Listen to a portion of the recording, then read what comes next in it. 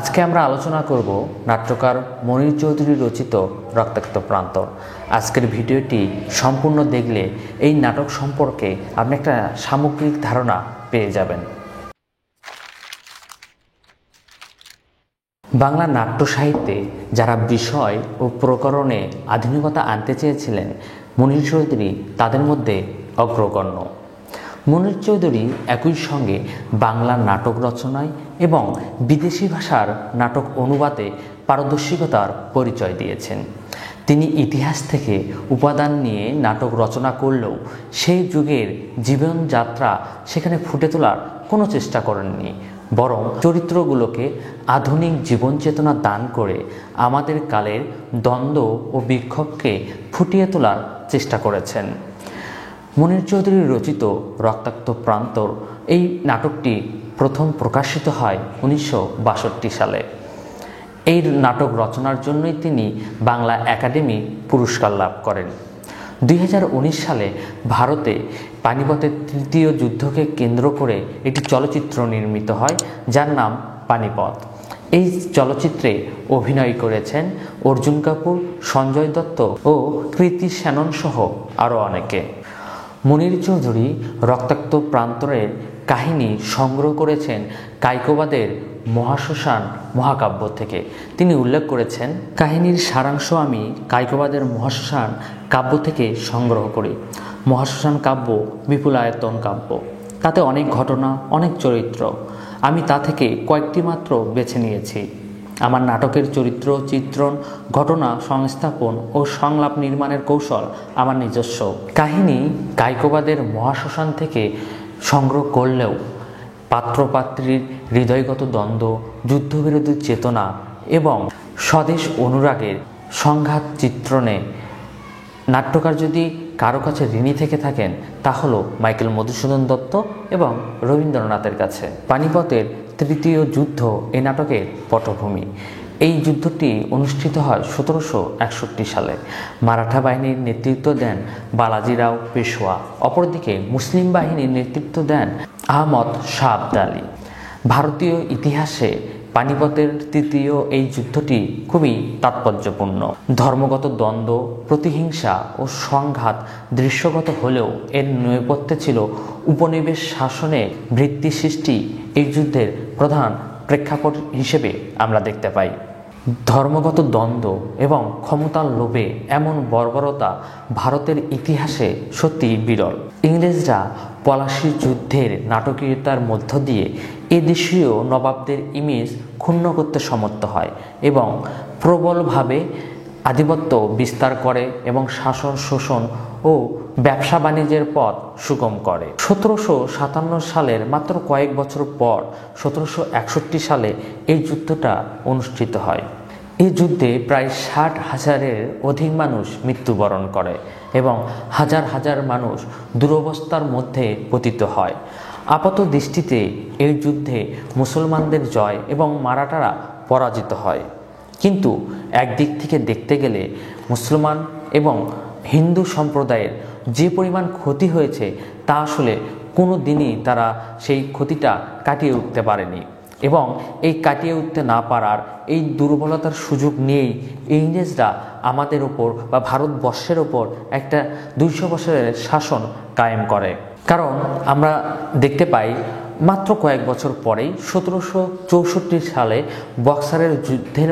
বক্সারের যুদ্ধের মাধ্যমে ইংরেজরা এই দেশীয় শাসনভার গ্রহণ করে। হিন্দু এবং মুসলমান নিজেদের মধ্যে দ্বন্দ্বের কারণে তাদের শক্তি ক্ষয় করে।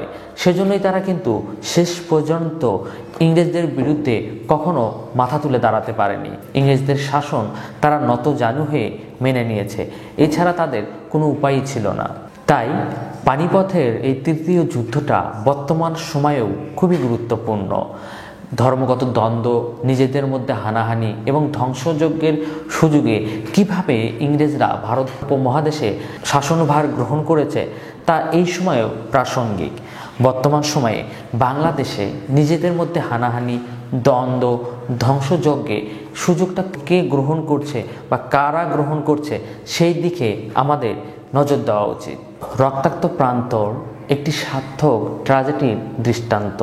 রস পরিণামের দিক থেকে পৃথিবী জুড়েই ট্র্যাজেডি সুবিখ্যাত। গ্রিক নাট্য সাহিত্যে এবং ইংরেজি সাহিত্যের রচনা সম্ভার আজও তা প্রমাণিত করে। বাংলা সাহিত্যের প্রথম সার্থক ট্র্যাজেডি কৃষ্ণকুমারী নাটকটি রচনা করেন মাইকেল মধুসূদন দত্ত। আধুনিক ট্র্যাজেডি বলতে আমরা রবীন্দ্রনাথ ঠাকুরের বিসর্জন নাটকটিকেই গণ্য করি। বাংলাদেশের নাট্য সাহিত্যে মনির চৌধুরীর রক্তাক্ত প্রান্তর ট্র্যাজেডি আজও বিরল। আধুনিক চিন্তায় ট্র্যাজেডি হচ্ছে রিপ্রেজেন্টেশন অফ হিউম্যান আনহ্যাপিনেস। মনির চৌধুরী রক্তাক্ত প্রান্তর নাটকে মানবিক অন্তর্ঘাতকে উপজীব্য করেছেন ইতিহাসের আশ্রয়ে। রক্তাক্ত প্রান্তর একটি দ্বন্দ্বমুখর নাটক। এই দ্বন্দ্বের সূত্রপাত হয় প্রথম অঙ্কের দ্বিতীয় দৃশ্য থেকে এর সূত্রপাত, তারপর থেকে দ্বন্দ্বের ক্রমগতি এবং নাটকের শেষ অঙ্কে এর পরিসমাপ্তি আমরা দেখতে পাই।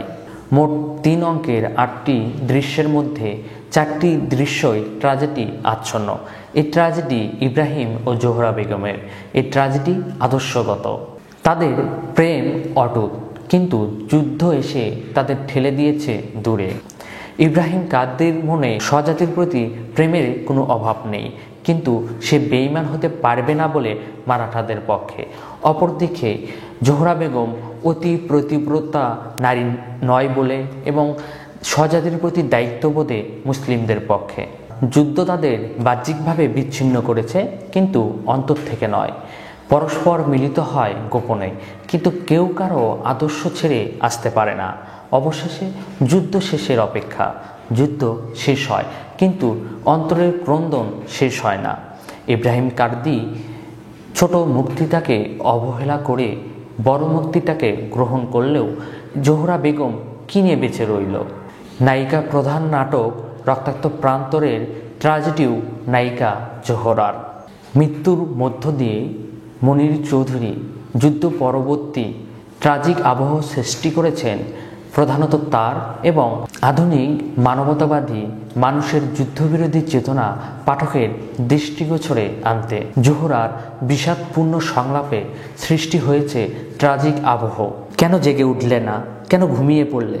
আমি এত কষ্টের আগুনে পুড়ে, মনের আগুনে পুড়ে, মনের বিষে জড় জড় গায়ে, এত রক্তের তপ্ত স্রোতে সাঁতার পার হয়ে তোমাকে পাবার জন্য ছুটে এলাম, আর তুমি কিনা ঘুমিয়ে পড়লে?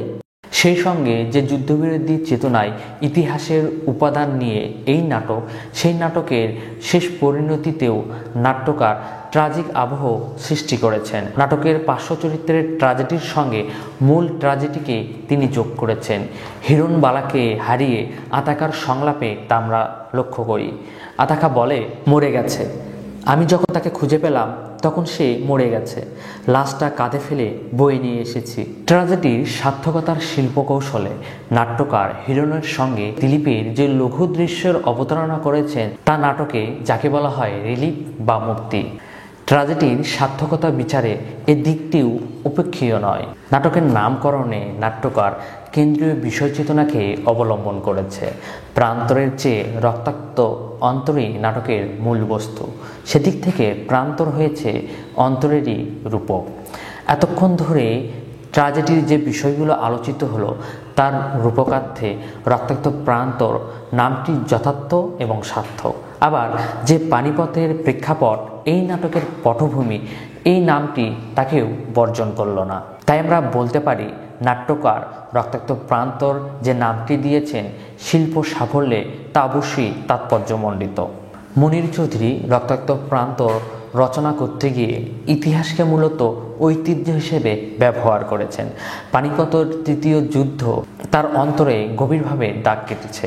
তিনি বলেছেন, এই যুদ্ধে যত হিন্দু মুসলমান নিহত হয়েছেন এবং ক্ষয়ক্ষতি হয়েছে ভারতীয় উপমহাদেশে এর চেয়ে বেশি আর কখনোই হয়নি।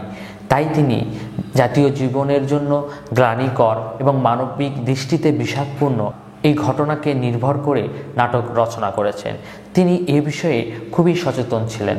তাই তিনি বলেছেন, যুদ্ধের ইতিহাস আমার নাটকের উপকরণ মাত্র, অনুপ্রেরণা নয়। কারণ আমি নাটকের বশ, ইতিহাসের দাস নই। নাটকে ইতিহাস উপলক্ষ মাত্র। মনির চৌধুরী কাহিনীর প্রেক্ষাপটের মতো ইতিহাসের চরিত্র সমাবেশও ঘটিয়েছেন। নাটকের প্রধান পুরুষ চরিত্র আহমদ শাহ আবদালী, নবাব সুজাউদ্দৌলা, নবাব নজিবুদ্দৌলা এবং ইব্রাহিম কার্দি, এই চরিত্রগুলো ইতিহাসের দিক থেকেও গুরুত্বপূর্ণ। মনির চৌধুরী কায়কোবাদের মহাশ্মশান কাব্য গ্রন্থ থেকে যেমন কাহিনী নিয়েছেন, ঐতিহাসিক চরিত্রও নিয়েছেন, তেমনইভাবে অনৈতিহাসিক চরিত্রও সেখান থেকেই নিয়েছেন। আতাখা চরিত্রটি ইতিহাসে আছে, কিন্তু আতাখা এবং হিরণবালার মধ্যে যে সম্পর্ক সেটা মূলত নাট্যকারের কল্পনা। আবার আমরা মহাশ্মশান কাব্যে কায়কোবাদের কল্পিত সৃষ্টি যে প্রধান নারী চরিত্র মন্নু বেগ বা জোহরা বেগমের চরিত্রটি দেখতে পাই, সেই চরিত্রটিও নাট্যকার খুব সুন্দরভাবে আমাদের সামনে তুলে ধরেছেন। প্রকৃতপক্ষে মনির চৌধুরী ঐতিহাসিক প্রেক্ষাপটে একটি প্রেমের নাটক রচনা করেছেন, তাই তিনি এই নাটকটিকে ঐতিহাসিক না বললেও ক্ষতি নেই এমন বক্তব্যে স্বাচ্ছন্দ্য বোধ করেছেন এবং নিজে তিনি এই বিষয়ে বক্তব্য দিয়েছেন। মনির চৌধুরী আধুনিক নাট্যকার, বাইরের ইতিহাসকে তিনি উপজীব্য করেছেন অন্তরে।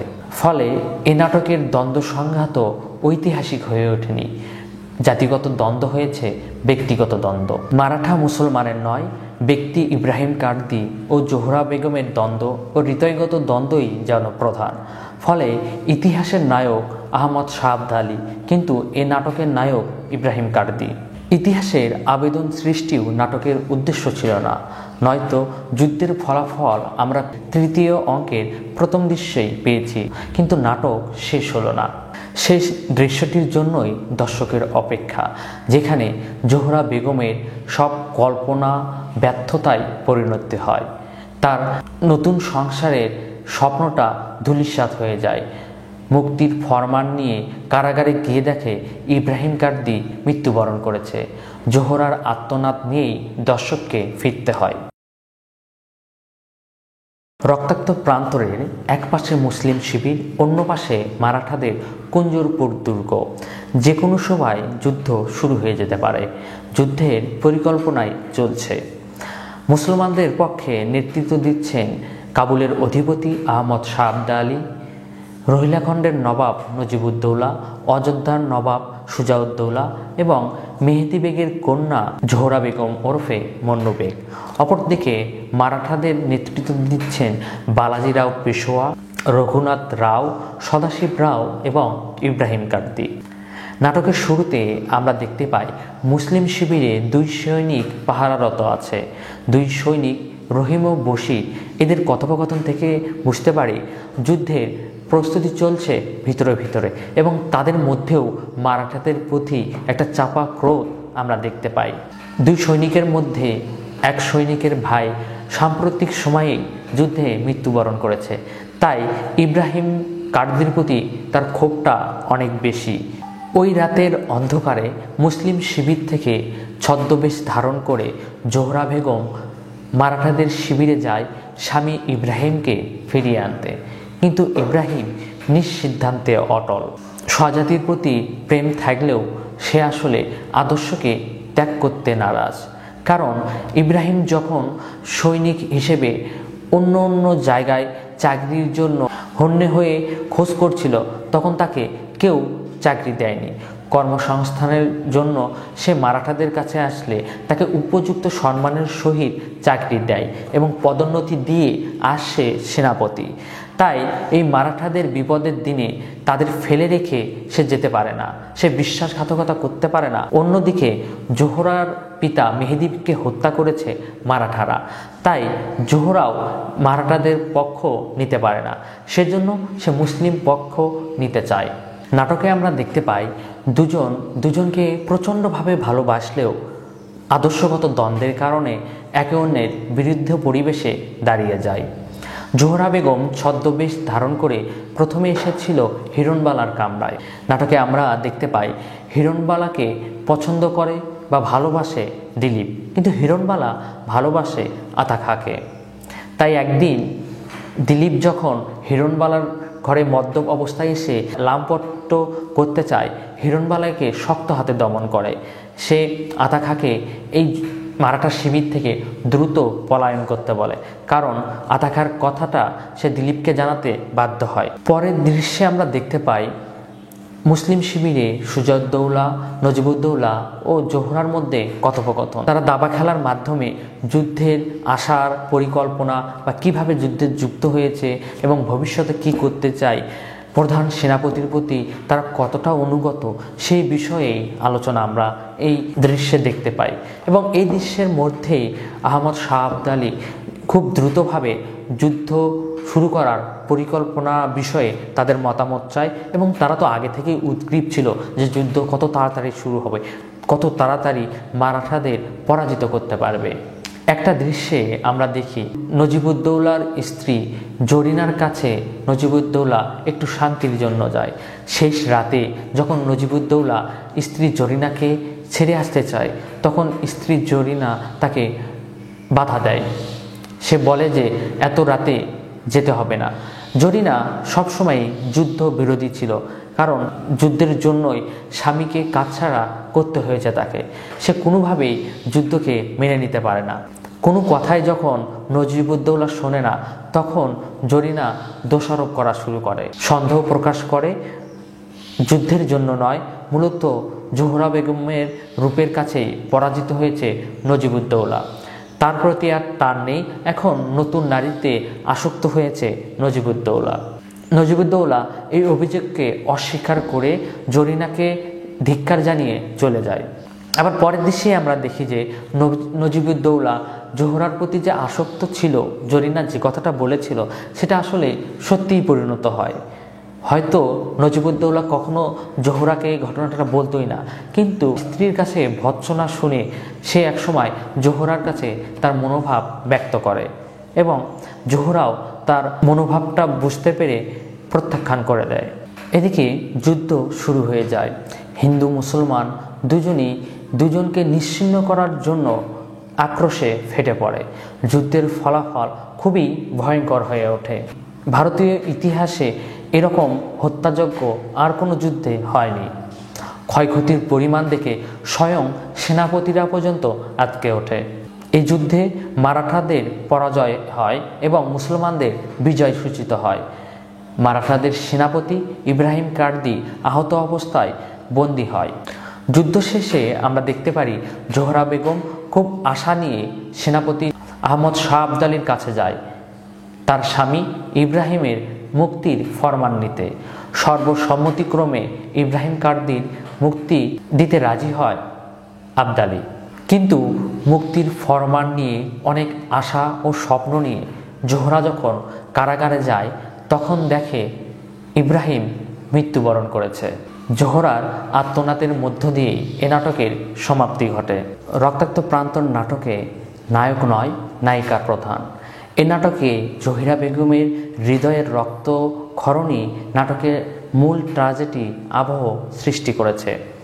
এক নারীর দুই রূপ, এক রূপে সে প্রেমময়ী এবং রমণী, অন্য রূপে স্বজাতির সেবিকা এবং যোদ্ধা।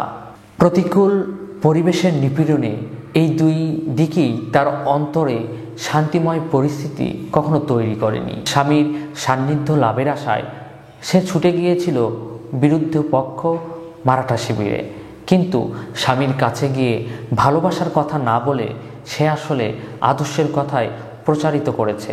স্বামীকে নিজেদের কাছে আনার জন্য নানা যুক্তিতর্ক করেছে। যখন স্বামীকে মানাতে পারেনি, তখন শূন্য হাতেই তাকে ফিরে আসতে হয়েছে। নিজের জাতিকে রক্ষা করার জন্য স্বামীর বিরুদ্ধেও সে অস্ত্র হাতে তুলে নিয়েছিল। বাংলার নাট্য সাহিত্যে জোহরা বেগমের মতো সাহসী চিত্ত ও দৃঢ় সম্পন্ন নারী চরিত্র কমই দেখতে পাওয়া যায়। ইব্রাহিম কার্দি হৃদয়ের আত্মঘাতী দ্বন্দ্বের স্বরূপ একই প্রকৃতির। নাটকের শুরু থেকেই ইব্রাহিম কার্দি জানে যে এই ভয়াবহ মহাযুদ্ধের ফলাফল যাই ঘটুক না কেন, তার ভাগ্যের পরিণতি বদলাবে না।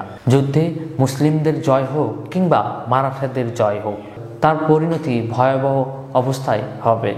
এত বড় যুদ্ধের সেনাপতি হয়েও তার মধ্যে একটা আমরা রোমান্টিক মনোভাব দেখতে পাই। সেই রোমান্টিক মনোভাব জোহরার সামনে এসে কঠিন বর্মটাকে ছুঁড়ে ফেলে দেয়। জোহরাকে সে শূন্য হাতে ফিরিয়ে দিয়েছিল। কিন্তু আমরা যখন দেখি যুদ্ধ শুরুর আগ মুহূর্তে নিজের জীবনের ঝুঁকি নিয়ে মুসলিম শিবিরে প্রবেশ করে শুধুমাত্র জোহরাকে এক নজর দেখবে বলে, নিজের প্রিয়তমাকে এক নজর দেখার জন্য নিজের জীবনকে তুচ্ছ করে চলে যায় ইব্রাহিম কার্দি। সে যেমন ধারণা করেছিল যুদ্ধের ফলাফল যাই হোক তার ভাগ্যের কোনো পরিবর্তন হবে না, তাই আমরা নাটকের শেষ পরিণতিতে দেখি যে ইব্রাহিম কার্দি মৃত্যুবরণ করেছে।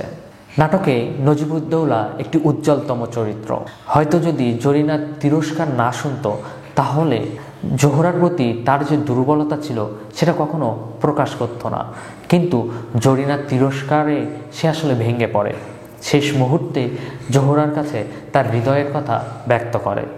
আবেগ সম্পন্ন এই চরিত্রটি নাটকে গুরুত্বপূর্ণ ভূমিকা রেখেছে। নবাব সুজাউদ্দৌলা এই নাটকের পট নির্দেশকারী দার্শনিক, ধীর স্থির ও বুদ্ধিসম্পন্ন একজন অভিজ্ঞ ব্যক্তি।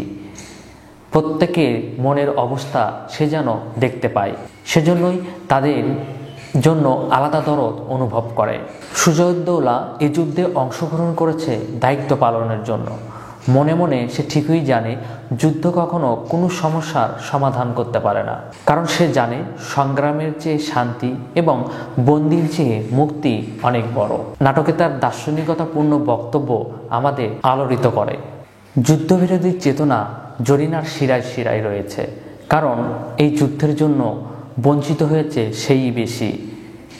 বঞ্চনার শিকার হয়েছে স্বামী, ভালোবাসা থেকে হয়েছে বঞ্চিত, তাই যুদ্ধের প্রতি তার জন্মেছে চরম বিতৃষ্ণা। এই নাটকের আরও কিছু অপ্রধান চরিত্র রয়েছে: আতাখা, বশির, রহিম, হিরণবালা ও দিলীপ।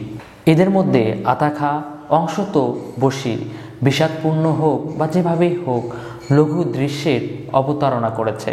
দিলীপ তো যেন রঙ্গরসের আধার।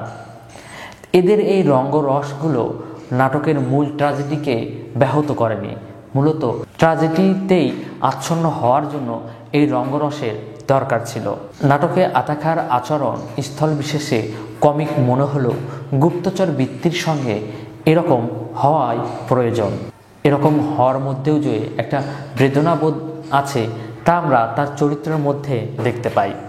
এই নাটকের শেষ দৃশ্য সম্পর্কে একটি কথা: এই নাটকে নিশ্চিতভাবে এমন কোনো প্রমাণ নেই যে রক্ষী রহিম শেখের হাতে আহত ইব্রাহিম মৃত্যুবরণ করেছে, বরং ইব্রাহিম কার্দির মৃত্যুর কারণটা অমীমাংসিতভাবে রেখেছেন নাট্যকার। একজন সাধারণ সৈনিকের প্রতিহিংসার কারণে ইব্রাহিম কার্দির মৃত্যু হয়েছে এটা ভাবার চেয়ে বরং অতিরিক্ত রক্তক্ষরণেই ইব্রাহিম কার্দির মৃত্যুর কারণ এটা ভাবাই সঙ্গত মনে হয়।